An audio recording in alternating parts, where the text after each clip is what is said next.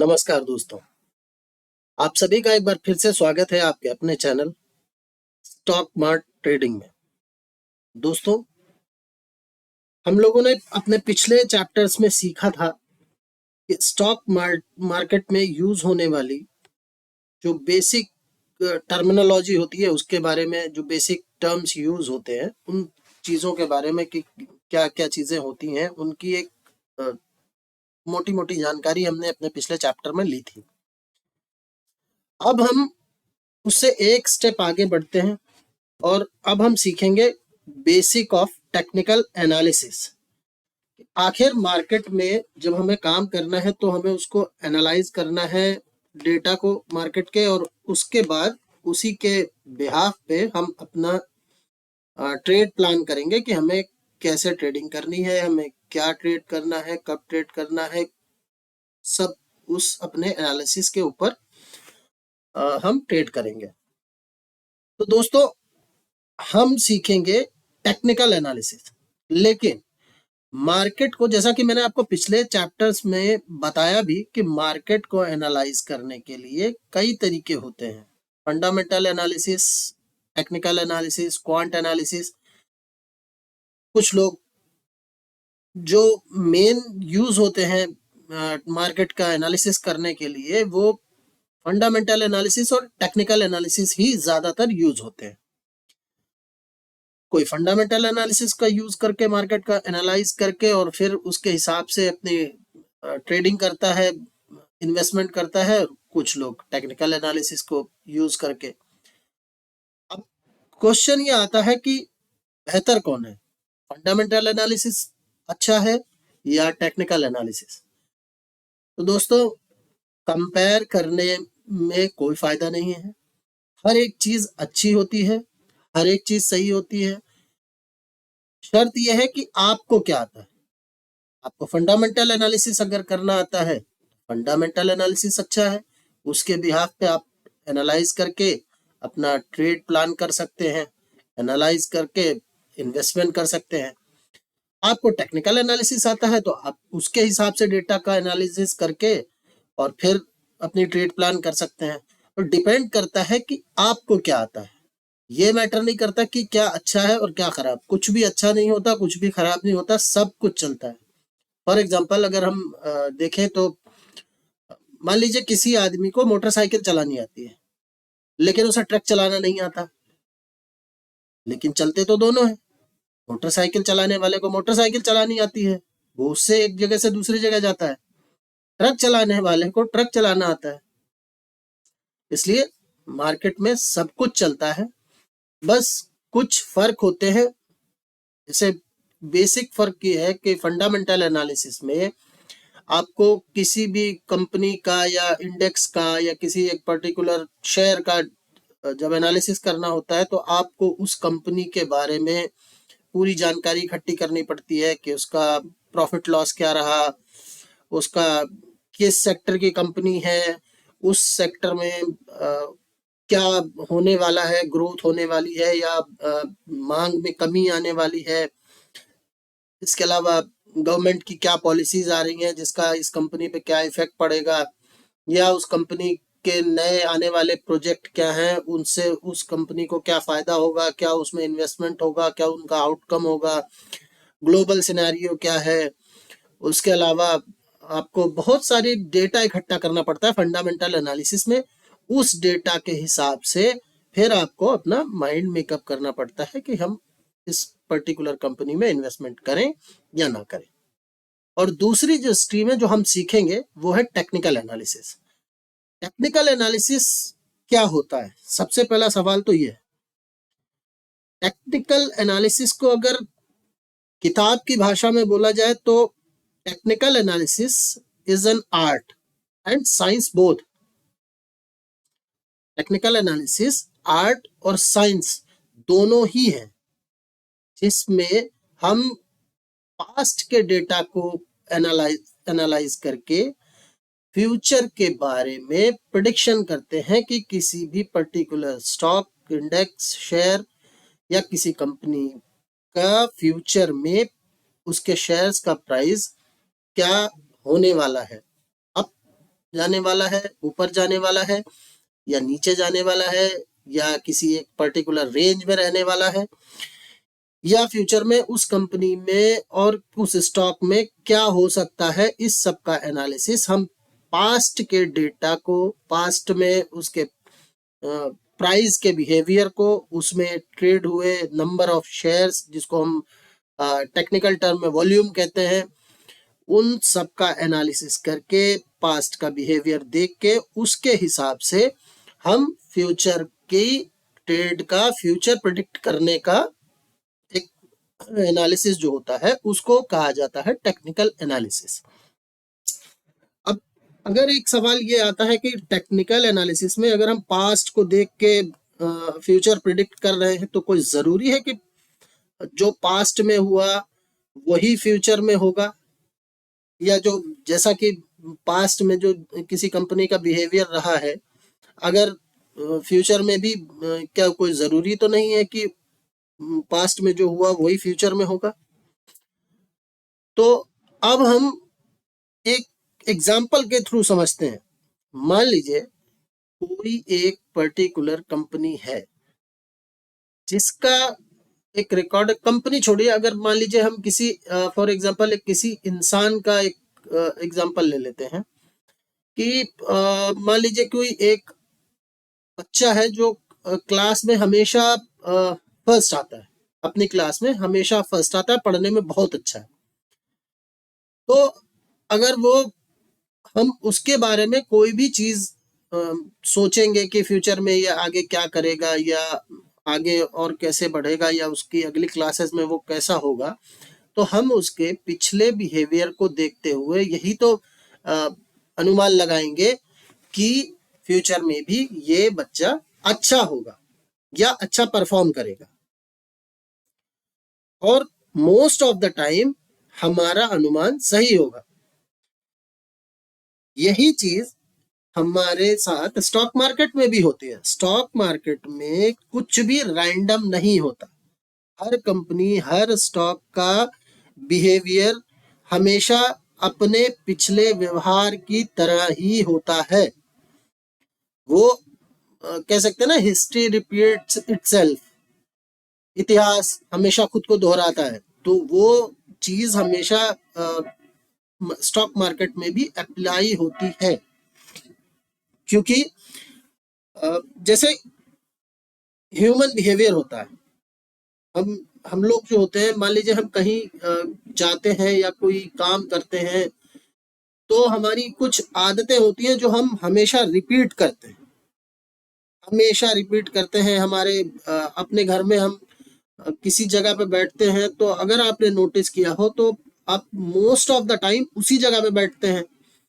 या आप कुछ मान लीजिए खाना खाते खाते कुछ लोगों की आदत होती है टीवी देखने की, तो वो आदत मोस्ट ऑफ द टाइम आप रिपीट करते हैं। जो हमारा बिहेवियर होता है वो हम उसको रिपीट करते ही करते हैं ज्यादातर टाइम। कभी कभी कुछ इधर उधर हो सकता है लेकिन मोस्ट ऑफ द टाइम चीजें रिपीट होती हैं। ये ह्यूमन बिहेवियर है। और स्टॉक मार्केट में हम लोग ही काम करते हैं, इंसान ही काम करते हैं।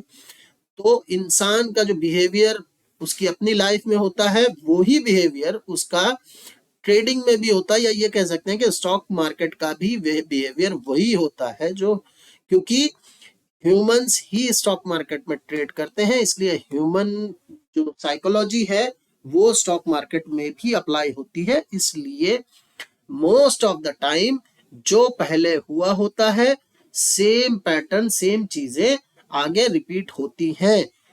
ऐसा आप कभी गलती से ये मत सोचिएगा कि हर बार स्टॉक मार्केट में कुछ भी नया हो जाएगा या रैंडमली कोई चीज हो जाएगी। नहीं होता ऐसा।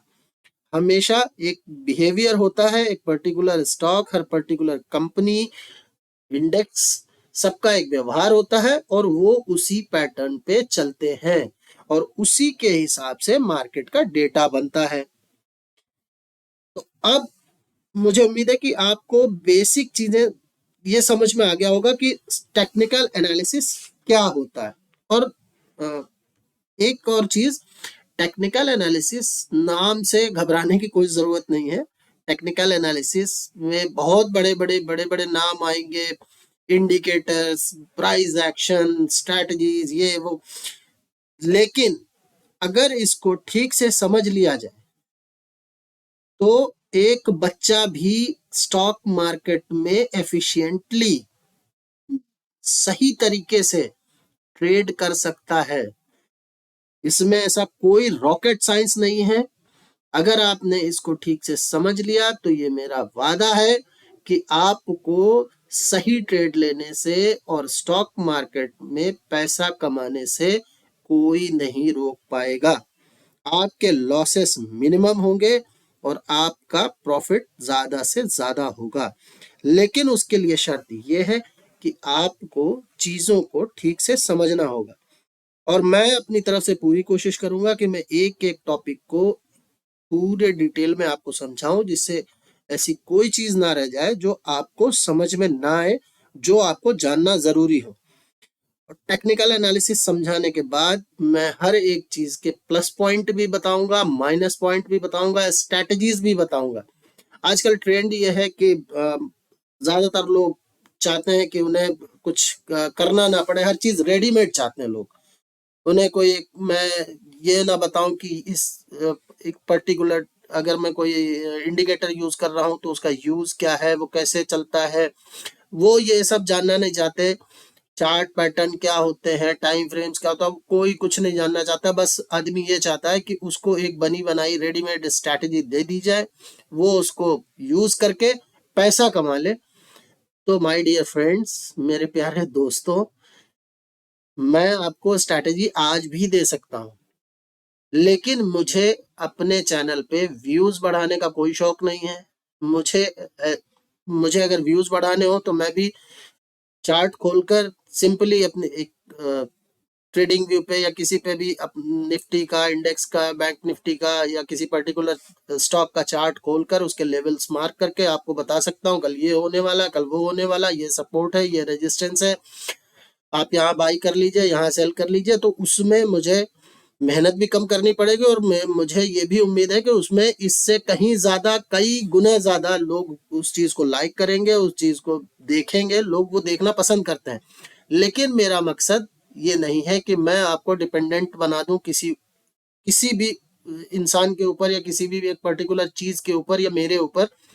मेरा मकसद इस चैनल को बनाने का सिर्फ ये है कि मैं आपको हर उस चीज की जानकारी पहुंचा दूं जो स्टॉक मार्केट में काम करने के लिए आपको जानना जरूरी है, और जिसको जानने के लिए आपको लाखों रुपए खर्च करने पड़ेंगे, तब जाके कोई आपको ये सारी चीजें सिखाएगा।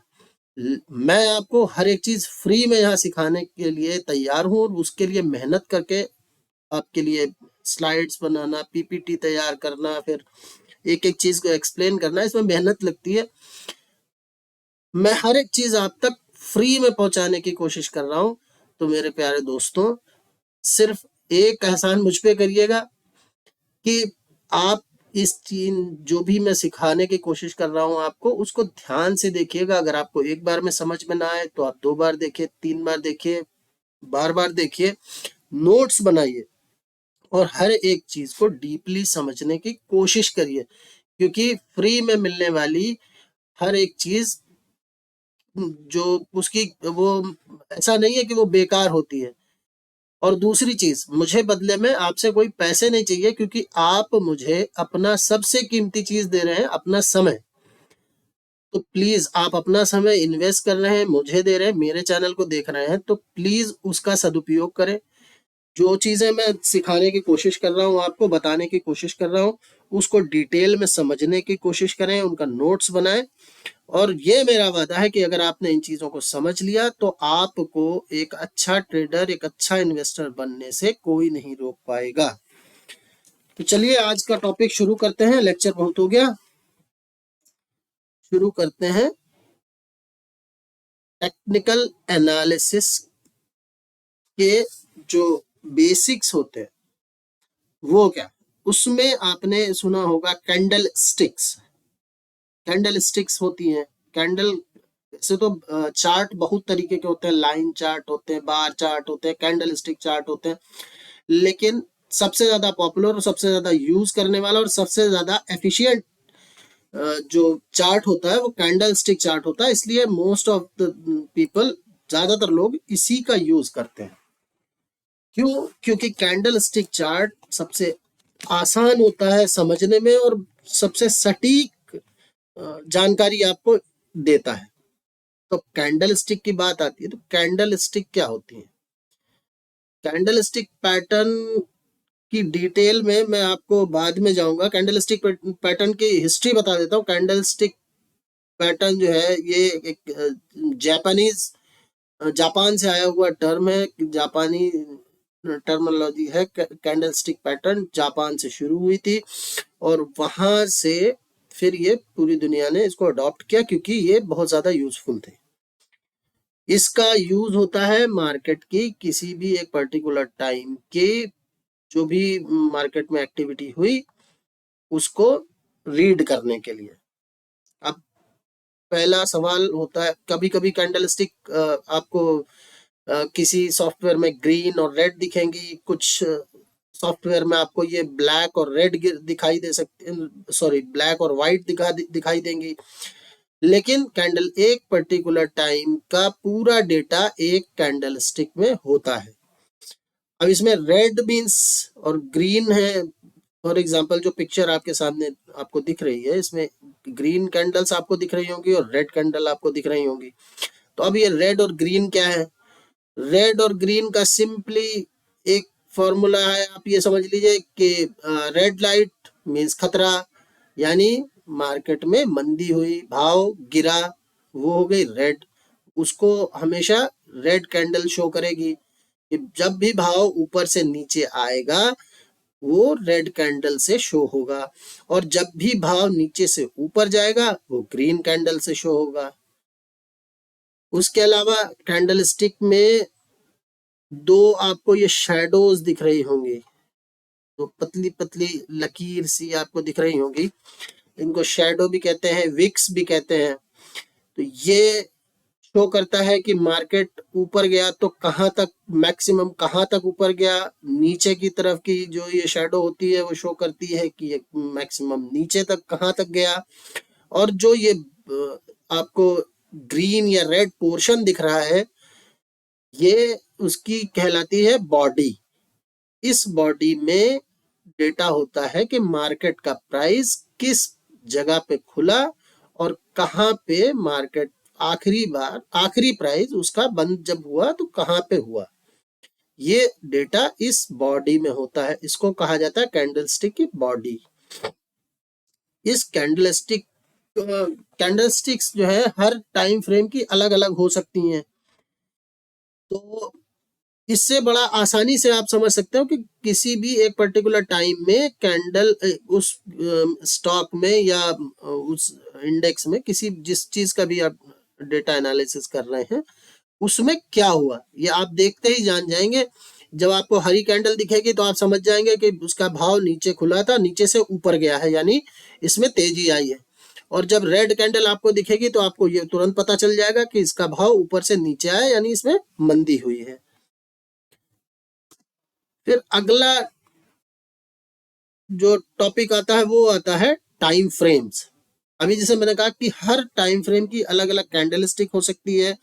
कैंडल स्टिक 1 मिनट से लगाकर आपकी 3 मिनट, 5 मिनट, 15 मिनट, आधा घंटा, 1 घंटा, 75 मिनट, 4 घंटे, एक दिन, एक हफ्ता, एक महीना, कितने भी टाइम फ्रेम की कैंडल स्टिक्स हो सकती है और उस पर्टिकुलर टाइम का पूरा डेटा उस कैंडल स्टिक में होता है।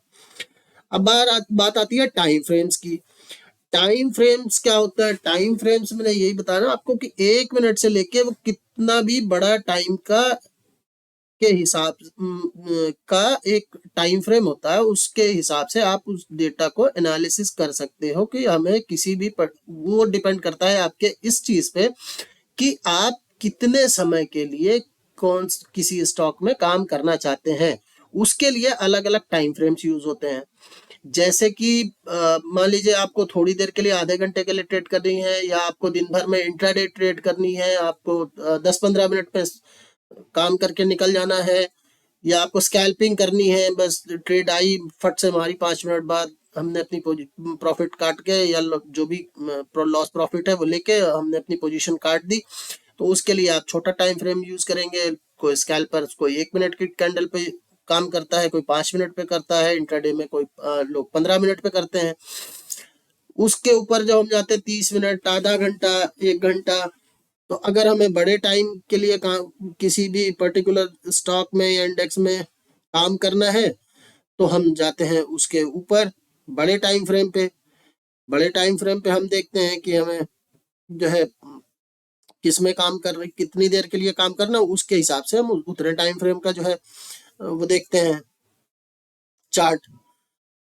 उसके बाद हम daily time frame, weekly time frame, positional trade हमें करनी है 1-2 महीना 3 महीने के लिए, तो हम मंथली चार्ट या वीकली चार्ट देखेंगे। और किसी कंपनी में हमें साल भर के 2 साल के लिए या बहुत लंबे टाइम के लिए इन्वेस्टमेंट करना है तो फिर हम और बड़े टाइम फ्रेम मंथली चार्ट को देख के फिर एनालिसिस करेंगे कि ये इस स्टॉक में क्या हो रहा है, ये ऊपर है या ऊपर जाएगा नीचे जाएगा। अपना जो भी एनालिसिस होगा हम उतने बड़े टाइम फ्रेम पे जाते जाएंगे। जितने बड़े टाइम के लिए हमें मार्केट में काम करना है हमें उसके अकॉर्डिंगली अपना टाइम फ्रेम सेलेक्ट करना पड़ेगा। उसके बाद बारी आती है प्राइस एक्शन।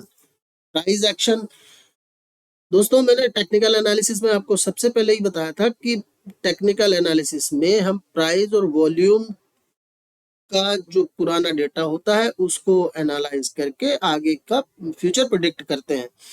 तो प्राइस एक्शन, जैसा कि आपको शब्द से ही समझ में आ रहा होगा, प्राइस एक्शन वो होता है कि इस भाव ने किसी भी पर्टिकुलर कंपनी के, किसी भी एक कंपनी के भाव ने पिछला क्या काम किया या वो अभी किस तरीके से मोड ऑफ उसका बिहेवियर क्या है, वो किस तरीके से व्यवहार उस समय इस समय उसका या किसी पिछले टाइम में जब का भी हम डेटा एनालिसिस कर रहे हैं कि उसका व्यवहार क्या रहा, या वो अभी करंट में किस तरीके से रिएक्ट कर रहा है, किस तरीके से चल रहा है, उसके हिसाब से हम अपनी फ्यूचर की ट्रेड प्लान करते हैं।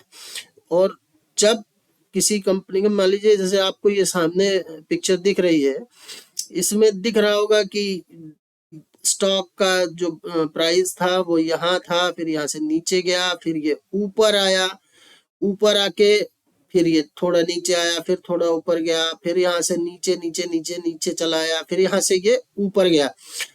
तो जब किसी भी कंपनी के स्टॉक में खरीदी बिक्री होती है उसके हिसाब से उसका प्राइस ऊपर नीचे होता है। और जब वो प्राइस ऊपर नीचे चलते चलते चलते चलते एक चार्ट बनाता है तो उसी का एनालिसिस करते हैं और उसी को कहा जाता है कि प्राइस एक्शन क्या बन रहा है, और उसके हिसाब से हम अपनी ट्रेड्स लेते हैं। फिर अगला टॉपिक आता है आपका टूल्स, इंडिकेटर एंड ऑसिलेटर्स। तो टेक्निकल एनालिसिस में हम बहुत सारे टूल्स, इंडिकेटर्स, ऑसिलेटर्स का यूज करते हैं, जिसमें कुछ एक नाम मैं आपको बताता हूँ। RSI है, मूविंग एवरेज है, बोलिंजर बैंड है, MACD, ADX, कास्टिक, फिबोनाची, बहुत सारे सैकड़ों सैकड़ों इंडिकेटर टूल्स आपको मिल जाएंगे स्टॉक मार्केट में यूज करने के लिए। अब फिर वही बात आती है कि आपको क्या चलाना आता है या आप किस चीज पे मास्टरी करते हैं।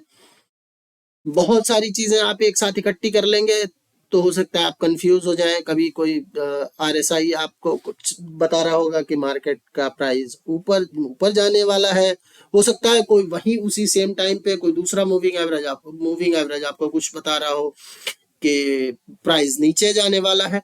तो ये मैं यही कहना चाहता हूँ कि आपको हर एक चीज के बारे में जानकारी होना अच्छी बात है, और जब आपको सारी चीजें आप समझ जाएंगे उसके बाद में फिर आपको डिसाइड करना है कि आप क्या यूज करना चाहते हैं और क्या चीज यूज करने आप आसानी से किस चीज के साथ कंफर्टेबल है। हर हर किसी आदमी, कोई बोलिंजर बैंड के साथ कंफर्टेबल होगा, किसी को बोलिंजर बैंड अच्छा लगता है वो उस पे एक्सपर्ट हो जाएगा जब उस पे लगातार काम करेगा। कोई RSI पे काम करके पैसा, सब अच्छे होते हैं, लेकिन इंडिकेटर्स की का एक ड्रॉबैक है कि इंडिकेटर्स हमेशा प्राइस के अकॉर्डिंग ही व्यवहार करते हैं। इसीलिए जब भी जो भी प्रोफेशनल लोग होते हैं वो मार्केट का प्राइस, मार्केट का सेंटीमेंट देख के और उसके साथ जब इंडिकेटर को यूज करते हैं तो जो ट्रेड आपकी सही, आपका एनालिसिस सही होने का जो परसेंटेज होता है वो बढ़ जाता है। अब और इन सारे इंडिकेटर्स की डिटेल हम एक एक पर्टिकुलर टॉपिक पे वीडियो बनाएंगे, क्योंकि ये बहुत बड़े, हर एक किसी भी एक पर्टिकुलर इंडिकेटर पे अगर मैं बात करने बैठूंगा तो वो एक बहुत बड़ा टॉपिक होगा। इसके लिए इन सब के लिए अलग अलग मैं एक डेडिकेटेड वीडियो बनाऊंगा जिससे आपको हर एक चीज अच्छी तरीके से समझा सकूं और उसकी स्ट्रैटेजी भी आपको मैं इन सब के अलग अलग जो इंडिकेटर्स हैं वो कैसे यूज होंगे, उनको यूज करके आप मार्केट में कैसे पैसा बना सकते हैं, उनकी स्ट्रैटेजीज वो भी मैं आपको सिखाऊंगा। इसके बाद बात आती है ट्रेंड्स। तो ट्रेंड क्या होता है मार्केट में? मार्केट में बेसिकली 3 तरीके के ट्रेंड्स होते हैं, ये up trend, down trend, sideways trend. Up trend वो होते हैं जब को किसी भी पर्टिकुलर कंपनी या मार्केट का जो प्राइस होता है वो नीचे से ऊपर की तरफ मूव करता है तो वो अप ट्रेंड में होता है। जब प्राइस ऊपर से नीचे की तरफ मूव करता है तो वो डाउन ट्रेंड में होता है। और जब एक किसी एक सिंपल रेंज में, एक पर्टिकुलर रेंज में वो चल रहा होता है, सीधे सीधे ना ऊपर जा रहा होता है ना नीचे जा रहा होता है, तो वो साइडवेज ट्रेंड में होता है। सिर्फ ये 3 तरीके के ट्रेंड होते हैं मार्केट में। और एक बहुत जरूरी चीज है आपको बतानी कि मार्केट में ये सेइंग है, ये लोग कहते हैं कि ट्रेंड इज योर फ्रेंड। अगर आपने ट्रेंड को सही तरीके से पहचान लिया, उसके हिसाब से आपने ट्रेड की, तो आप most of the time profit में रहेंगे और आप पैसा मार्केट से जरूर बनाएंगे। इसलिए ट्रेंड का एनालिसिस करना बहुत जरूरी है। आप उसको अच्छे से समझें, ठीक से अलग अलग टाइम फ्रेम पे देखें कि डेली टाइम फ्रेम पे क्या ट्रेंड चल रहा है या वीकली पे क्या चल रहा है, और फिर इंट्राडे पे ट्रेड करनी है तो उस पे क्या चल रहा है, ट्रेंड अप ट्रेंड है या डाउन ट्रेंड है। उसके हिसाब से फिर आप कैंडल स्टिक इंडिकेटर्स के का यूज करके उनकी मदद से जब आप अपनी ट्रेड एग्जीक्यूट करेंगे तो इस बात की संभावना बहुत ज्यादा है कि आप ज्यादातर समय प्रॉफिट में रहेंगे। अगला एक चीज आती है सपोर्ट और रेजिस्टेंस। सपोर्ट और रेजिस्टेंस क्या होता है? सपोर्ट मतलब जहां से आपको सपोर्ट मिल रहा हो, रेजिस्टेंस क्या होता है? जो चीज आपको रोक रही हो। अब मान लीजिए जब जब स्टॉक मार्केट में इनका इस टर्म का यूज होता है तो वो ये होता है जैसे ये स्टॉक है, ये नीचे से ऊपर की तरफ आया, ऊपर से आके फिर ये नीचे गिरा, फिर ये किसी एक जगह से वापस ऊपर की तरफ गया, ऊपर जाके फिर थोड़ा ऊपर नीचे करके वापस नीचे आया, लेकिन ये लगभग उसी जगह पे आया जहां से ये पिछली बार ऊपर गया था, लगभग उसी जगह पे वापस नीचे आया और यहीं से फिर वापस ऊपर चला गया, ऊपर उछल के गया और वहां से फिर वापस नीचे आया, नीचे आया, नीचे आया और लगभग उसी जगह पे आया जहां पे पिछली बार जहां से ये ऊपर गया था, लेकिन थोड़ा उसके पहले से ऊपर गया और वापस फिर नीचे आता है, फिर उसी जगह को टच करता है जहां से ये पिछली बार ऊपर गया था, फिर यहीं से ऊपर चला जाता है, फिर नीचे आता है, फिर यहाँ से ऊपर उछल जाता है। तो ये बन जाता है एक सपोर्ट एरिया जहां से ये बार बार उस स्टॉक को बाउंस मिल जाता है, जहां पे उसमें जब वो नीचे गिर रहा होता है तो वहां पे उस एक पर्टिकुलर प्राइस पे, उस जगह पे खरीदार आ जाते हैं और वहां से वो प्राइस मार्केट के उस स्टॉक को खरीदना शुरू कर देते हैं और वहां से प्राइस ऊपर चला जाता है। और उसी तरीके से अगली चीज होती है रेजिस्टेंस लेवल। रेजिस्टेंस क्या होता है? जब किसी मान लीजिए स्टॉक का प्राइस ऊपर जा रहा है, ऊपर जा रहा है, ऊपर जा रहा है और एक जगह पे जाके वो रुकता है और वहां से वो नीचे आता है, नीचे आया, फिर एक जगह से वापस शुरू हुआ ऊपर चलना, लेकिन फिर उसी जगह पे जाके अटकता है, अटक कर वो फिर थोड़ा सा ऊपर जाता है, फिर किसी एक जगह पर अटक के वहां से नीचे गिरता है, नीचे गिरता है, ऊपर जाता है, ऊपर नीचे करता है। वापस आप देखेंगे कि जिस जगह पे ये पिछली बार अटका था ज्यादातर टाइम ये वहीं पे अटकेगा, उसी के आसपास अटकेगा, उसके आसपास अटकेगा, वहां से फिर नीचे फेंक दिया जाएगा। तो जैसे नीचे के लेवल पे सपोर्ट लेवल थे आपके, उसी तरीके से ऊपर के लेवल पे रेजिस्टेंस लेवल होगा, जहां पे सेलर बैठे होंगे। जो लोग नीचे से खरीद के लेके गए होंगे तो उनका एक टारगेट होता है ना कि मान लीजिए मैंने कोई चीज 100 रुपए पे खरीदी, तो मैंने पहले प्लान करके रखा है कि मुझे इतना प्रॉफिट मिलेगा, तो मैं ऊपर इस जगह पे इतने प्रॉफिट पे मैं निकल जाऊंगा। कुछ लोग होते हैं जो शॉर्ट सेल करते हैं, वो एक जगह पे बैठे होते हैं एक पर्टिकुलर प्राइस पे कि इतना प्राइस होते ही इस जगह पे हम इसको बेचेंगे। तो वो कुछ जगह होती है सपोर्ट और रेजिस्टेंस, इनकी डिटेल हम बाद में सीखेंगे आने वाले टॉपिक, पर्टिकुलर टॉपिक पे जब मैं वीडियो बनाऊंगा तब हम सीखेंगे कि सपोर्ट और रेजिस्टेंस लेवल कैसे बनते हैं और वो कैसे रिएक्ट करते हैं और हम उनको कैसे पहचानते हैं। तो ये सब हम आने वाले वीडियोस में, आने वाले चैप्टर्स में सीखेंगे। अब एक आखिरी चीज मैं डिस्कस करना चाहूंगा, स्ट्रैटेजीज। स्ट्रैटेजी क्या होती है? स्ट्रैटेजी वो होती है जब हम अपना जो भी एनालिसिस है, जो भी मार्केट का डेटा हमने कलेक्ट किया है और जो भी हमने प्राइस को, वॉल्यूम को, चार्ट को और अपने जो इंडिकेटर है उन सब का एनालिसिस करके, फिर हर एक चीज का यूज करके, जो भी चीज हमें करनी है, मान लीजिए मैं RSI का यूज करता हूँ या कोई बोलिंजर बैंड का यूज करता होगा, तो उसका और कैंडल स्टिक और जो स्टॉक का प्राइस एक्शन है वो क्या कह रहा है, उसके अलावा मार्केट का सेंटीमेंट क्या है, तो उन सब चीजों को कंबाइन करके उसके बाद में जब हम अपनी ट्रेड का एक प्लान करते हैं, उस प्लान में हमें ये पता होता है कि हम ऐसा होने पे बाय करेंगे, इतने लेवल तक हम इसको लेके जाएंगे, इस लेवल पे हम अपना प्रॉफिट बुक करेंगे, या ऐसा होने पे हम इसको बेचेंगे, इस लेवल पे हम अपना प्रॉफिट बुक करेंगे। वो हर एक चीज हमारे पास प्री डिफाइंड होती है और वो होना बहुत जरूरी होता है। आप रैंडमली ट्रेड नहीं कर सकते कि आज मैंने RSI को देख के यूज करके ट्रेड कर लिया, मेरा लॉस हो गया, अब मैं जो है 2 दिन बाद मैंने बोलिंजर बैंड यूज कर लिया, कल को मैंने कुछ और यूज कर लिया, या मैंने सब एक साथ लगा लिया, तो वो बहुत ज्यादा कंफ्यूजन होगा। हर एक चीज को यूज करने का एक तरीका होता है, हर एक चीज काम करती है, हर इंडिकेटर काम करता है, बस शर्त यह है कि आप किस चीज का यूज कर रहे हैं, आप किस चीज को मास्टरी करते हैं। एक कहते हैं ना कि एक साधे सब सधे, सब साधे सब जाए। तो आप जिस चीज पे भी काम करते हैं उस चीज पे मेरा मानना यह है कि आप उस चीज की मास्टरी अगर आपने हासिल कर ली, तो हर एक इंडिकेटर जो भी आप यूज करते हैं, जिसका भी आपने अच्छे से यूज करना सीख लिया, वो आपको पैसा बना के मार्केट से जरूर देगा।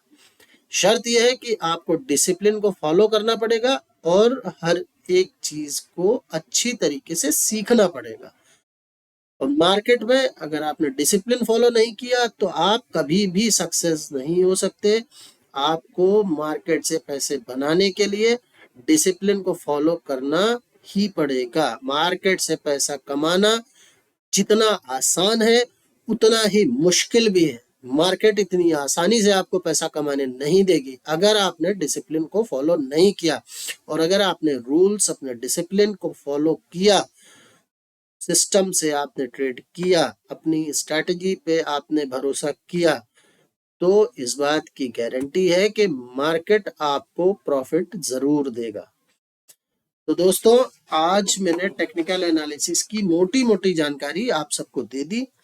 अब हम आने वाले अपने जो नए चैप्टर्स होंगे उनमें एक एक टॉपिक को डिटेल में समझेंगे। बहुत सारी कैंडल स्टिक्स होती हैं, अलग अलग कैंडल स्टिक्स, उनके क्या नाम होते हैं, उनका क्या यूज होता है, कैसे उनको हम एनालाइज करते हैं कि हैमर अगर कैंडल है तो वो कहाँ बनेगी तो सही है, कहाँ बनेगी तो गलत है, कहाँ पे हमें उसे देखना चाहिए। तो एनगल्फिंग है, बहुत सारी कैंडल्स होती हैं, बहुत सारे इंडिकेटर्स हैं, उनको हम कैसे यूज कर सकते हैं, उससे हम पैसा कैसे बना सकते हैं। सबसे बड़ी चीज होती है कि मार्केट से हमें सिर्फ सीखना नहीं है, हमें हम वो चीज सीखेंगे जिससे मार्केट में पैसा बनता हो, जो एग्जीक्यूटेबल हो, जिसको एग्जीक्यूट करके आप मार्केट से पैसा बना पाए। हर वो स्ट्रैटेजी, हर वो चीज हम आने वाले चैप्टर्स में सीखेंगे। और ये मेरा वादा है कि अगर आपने अच्छी तरीके से हर एक चीज सीखी तो आप मार्केट से प्रॉफिट जरूर कमाएंगे। आपको आज तक स्टॉक मार्केट का जो भी टर्म्स है, जो भी चीजें हैं जो मुश्किल लगती रही होंगी, वो आपको बिल्कुल आसान लगने लगेंगी और आपको एक एक चीज बिल्कुल क्रिस्टल क्लियर दिखाई देने लगेगी। तो दोस्तों, उम्मीद करता हूँ काफी बड़ी वीडियो हो गई। मुझे लोग बोलते हैं कि छोटी वीडियो बनाया करो, छोटी वीडियो लोग ज्यादा देखते हैं, लेकिन मेरा ऐसा कोई मकसद नहीं है कि मुझे यूट्यूब के लिए वीडियो बनानी है। मुझे अपने हर एक टॉपिक को डिटेल में एक्सप्लेन करना है। उसके लिए मैं ये घड़ी नहीं देखता कि कितने टाइम की वीडियो बन रही है, वीडियो बड़ी तो नहीं हो रही, क्योंकि मैं किसी भी चीज को कट शॉर्ट नहीं कर सकता। मैं आपको हर एक चीज पूरी डिटेल से सिखाऊंगा, जिससे आपको हर एक चीज प्रॉपरली समझ में आए। और बार बार कोशिश करता हूँ, बहुत सारे लोग मेरे कुछ दो चार लोगों के मैसेजेस मेरे पास आए, मेरे जानने वाले, कि आप हिंदी में समझा दिया करो। तो मैं इसीलिए कई चीजों को बार बार रिपीट करता हूँ कि कुछ लोग होते हैं जिन्हें इंग्लिश नहीं समझ में आती। कुछ मेरे दोस्त ऐसे हैं जो गांव से जुड़े हुए हैं, तो इसीलिए मैं कई बार चीजों को रिपीट करता हूँ कि हर एक इंसान को समझ में आए हर एक चीज, और वो उसका यूज करके अपनी लाइफ चेंज करें, अपने जानने वालों को शेयर करें, उनकी लाइफ बदल जाए। किसी के भी अभी प्रॉफिट होगा, कोई मार्केट से पैसे कमाएगा, तो डेफिनेटली वो मुझे दुआ जरूर देगा। और बस यही मुझे चाहिए। आप मुझे अपना समय दे रहे हैं, आप अपनी दुआओं में मुझे जगह दे रहे हैं, वही मेरे लिए सबसे महत्वपूर्ण चीज है। इसीलिए मैं इस टाइम को देखकर वीडियो बनाऊं, चीजों को कट शॉर्ट करूं, वो मैं नहीं करता हूं। और अगर आप इस वीडियो को यहाँ तक देख रहे हैं तो इसका मतलब है कि आप चीजों को सीरियसली समझना चाहते हैं, सीखना चाहते हैं। उसके लिए मैं आपका बहुत बहुत धन्यवाद करता हूँ। प्लीज, अगर आपको वीडियो अच्छी लगी तो इसको लाइक करें, सब्सक्राइब करें और शेयर भी करें, जिससे कि जो भी लोग चीजों को सीखना चाहते हैं, जिनको चीजों जाननी है, जो उसमें इंटरेस्टेड हैं, उन तक पहुंच सके। और हो सकता है कि उन्हें मेरी द्वारा बताई गई चीजों से कोई फायदा मिल जाए। बहुत सारे लोग, हजारों क्रिएटर्स हैं यूट्यूब पे, बहुत बड़े बड़े नाम, बहुत बड़े बड़े लोग चीजें सिखाते हैं। हर आदमी को अपनी अपनी चीजें सिखाने का एक तरीका होता है। तो हो सकता है किसी को मेरा तरीका समझ में आ जाए और मेरा तरीका समझ में आ जाए, हो सकता है। तो इसीलिए मैं कहता हूँ कि प्लीज मेरे चैनल को लाइक, सब्सक्राइब और शेयर जरूर करें। आपका मेरे साथ जुड़ने के लिए बहुत बहुत धन्यवाद। बहुत जल्दी मिलते हैं अगले चैप्टर के साथ। तब तक के लिए दोस्तों, नमस्कार।